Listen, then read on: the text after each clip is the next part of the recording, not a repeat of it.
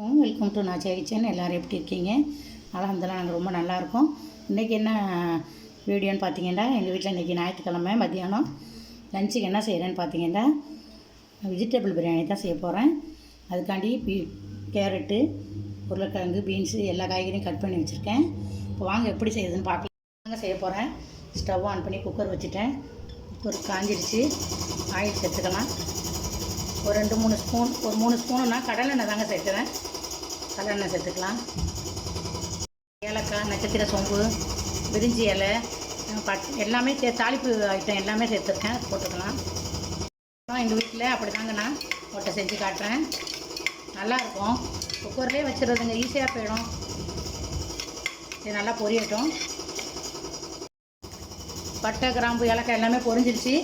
இப்போ 2 பெரிய பல்லாரியை கட் பண்ணி வச்சுருக்கேன். நம்ம சேர்த்துக்கலாம்.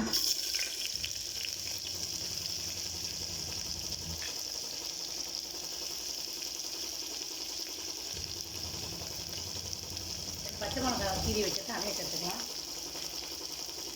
எந்த அளவு அரிசி எடுத்துறீங்களோ அந்த அளவு நீங்கள் மிளகாய் காரத்துக்கு ஏற்றாப்புல சேர்த்துங்க. நல்லா வெங்காயத்தெல்லாம் வதக்கி எடுத்துக்கலாம்.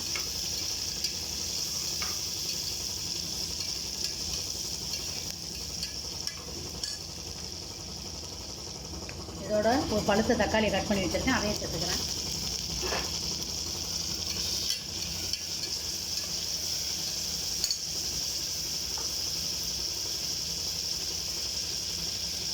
வெங்காயம் வதங்கிறதுக்கு கொஞ்சம் உப்பு சேர்த்துக்கிறேன்.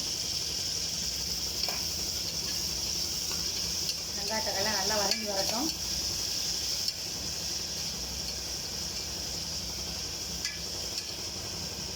வெங்காயம் தக்காளிலாம் வதங்கிடுச்சு. மல்லி புதினா எடுத்து வச்சுருக்கேன். அதையும் சேர்த்துக்கலாம்.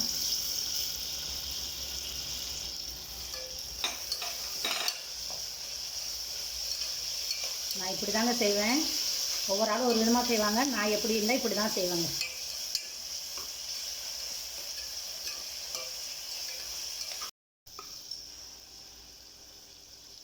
ஒரு ஸ்பூன் இஞ்சி பூண்டு பேஸ்ட்டு சேர்த்துக்கிறேன்.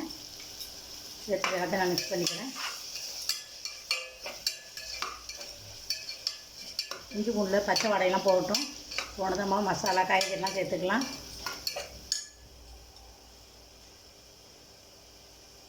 இஞ்சி பூண்டு பச்சை வாசம்லாம் போயிடுச்சு. இப்போ நான் இதில் தயிர் சேர்க்குறேங்க. உங்கள்கிட்ட லெமன் இருந்தாலும் நீங்கள் அது லெமனை புழிஞ்சிக்கலாம். நான் தயிர் தாங்க நீங்கள் சேர்க்குறேன்.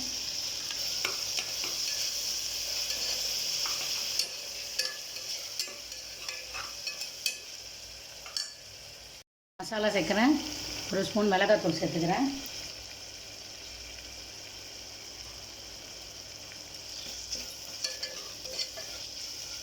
காரம் எந்த அளவுக்கு தேவை சேர்த்துங்க. இது கொஞ்சம் காரமாக இருக்கும் தூள், அதனால் நான் ஒரு ஸ்பூன் சேர்த்துக்கிறேன். அப்புறம் மஞ்சத்தூள்,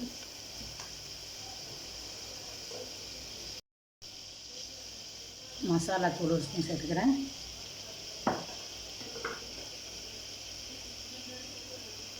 அப்புறம் ஒரு ஸ்பூன் மல்லித்தூள்.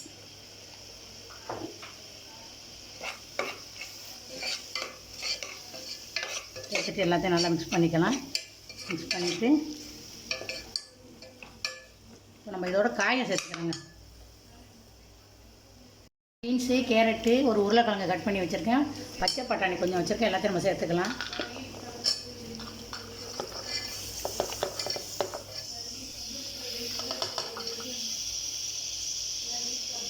கலர் பச்சை பட்டாணி இருந்துச்சு, அதை ஊற வச்சு வச்சுருக்கேன். அதையும் நம்ம சேர்த்துக்கலாம். பச்சை பட்டாணி போட்டால் டேஸ்ட்டு நல்லா இருக்குங்க. உடம்புக்கு ரொம்ப ஹெல்த்தானது. சேர்த்துட்டு எல்லாத்தையும் நம்ம மிக்ஸ் பண்ணிக்கலாம். அடுப்பை நான் லேசாக தான் வச்சுருக்கேன், இல்லாட்டி அடி பிடிச்சிரும்.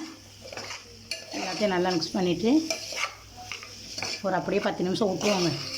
இந்த எண்ணெய் பிரிஞ்சு இதிலே நான் வந்து காய் வெந்துடும். பாதி வெந்ததை நம்ம அரிசி சேர்த்துக்கலாம், தண்ணி சேர்த்துக்கலாம். இப்போ நான் 2 கப்பு வந்து பாசுமதி ரைஸ் தான் எடுத்திருக்கேன். இந்த பாருங்க, காயெல்லாம் வந்து அப்படியே ஒரு 10 நிமிஷம் அப்படியே சிம்முலேயே வச்சுட்டாங்க. அதை நல்லா வந்து ஒரு 10% காய் வந்துருச்சு. மூடி வச்சுட்டேன் நான். இப்போ தான் வந்து நான் தண்ணி சேர்க்க போகிறேன். நான் 2 கப்பு அரிசி எடுத்திருக்கேன். பாசுமதி ரைஸ் தான் எடுத்து ஊற வச்சு வச்சுருக்கேன் பாருங்கள். நான் எந்த அளவுக்கு நான் வந்து அரிசி எடுத்தேனோ அந்தளவுக்கு நான் தண்ணி சேர்த்துக்கிறேன். எனக்கு கணக்கு இந்த டம்ளர் தான்.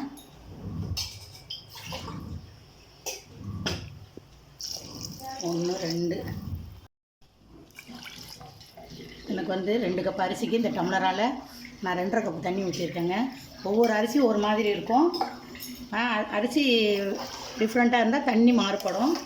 இது அப்படியே நல்லா கொதித்து வரட்டும். நான் வந்து உப்பு முதல்ல கொஞ்சம் தான் சேர்த்தேன், அதனால் இப்போ வந்து உப்பு சேர்த்துக்கிட்டேன். சோத்துக்குள்ள உப்பு சேர்த்துட்டேன். இப்போ நல்லா கொதித்ததை நம்ம அரிசியை சேர்த்துக்கலாம்.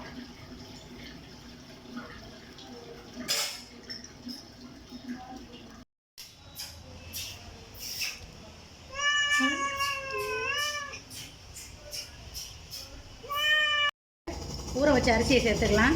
இன்றைக்கி நான் வந்து பாசுமதி தான் செய்கிறேன். நீங்கள் வந்து நார்மல் ரைஸ்லேயும் செய்யலாம், வீட்டில் எப்போவும் யூஸ் பண்ணமுல அதுலேயும் செய்யலாம். எது உங்களுக்கு விருப்பமோ நீங்கள் அதில் செஞ்சுக்கலாம்.